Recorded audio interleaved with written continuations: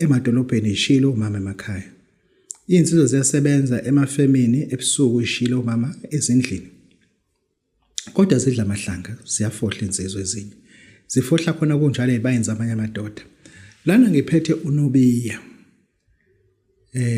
uNobiya into yokushaya ishende elisuke lilana nomkakho ngoba lithi Themba isibhamu.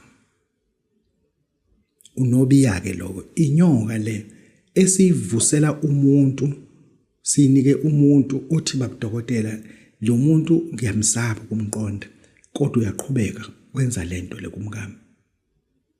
Umkakho akafebi uvikela wena ngoba uma enganqaba ukwenza lento ngathi unqaba ngoba esaba wena mase bakubulala. That is why umkakho ekwazi ukuyenza lento so that if engayenzi lento le i-obstacle uwena ngoba uze washo athi hayibo mina nginomkhonyane umkhonyane noma ngathini ezothi mase bambuza bathi usaba yena awuba nongayisabi indoda yakhe mase ethi ayizokulungisela bamshaye musu uyafa. Umkakho ube nebhadi nje lokushelwa abantu abangamhloniphi ukuthi ushadile ube nelelo bhadi lelo ngalo lezo zinja afuna sizibulale ngomuthi nje kuphela. Funa sizibulale ngomuthi sidinga uNobiya ke for that ngoba sekhathele ukubeka abantu besifazana njengabantu abambi. Amadoda alala nabafazi babantu abashadile asebenzisa imbulo.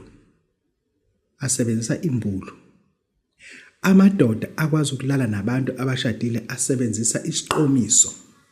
Asebenzisa imithi emimbi ezokwenza ukuthi umuntu wesifazana abe nethonya athonyeke.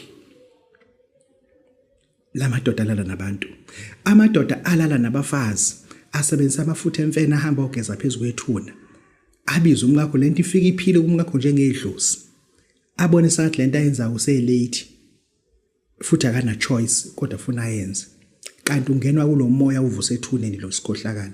Funa sesibulale ngomuthi. Funa sinjani sisibulale ngomuthi. Sinawo uNobiya ngoba ngifuni kusenyiswe isibhamu. Isibhamu siyabophisa. uNobiya ubophisa. Bhuti omdala ungalwi uzohlala ejele uhlala entengele umsebenzi asenze uNobiya. Sishaye lento le ihambe yongcwatshwa. Shaye lento le kuma itende kubo. Hayi lumbu ufuna into ezombulala. Straight. Ngoba into ayenza wrong, into ayenza ihlubu, into ayenza undermine wena. This is Babu Dawuthe Voices Bojabulile.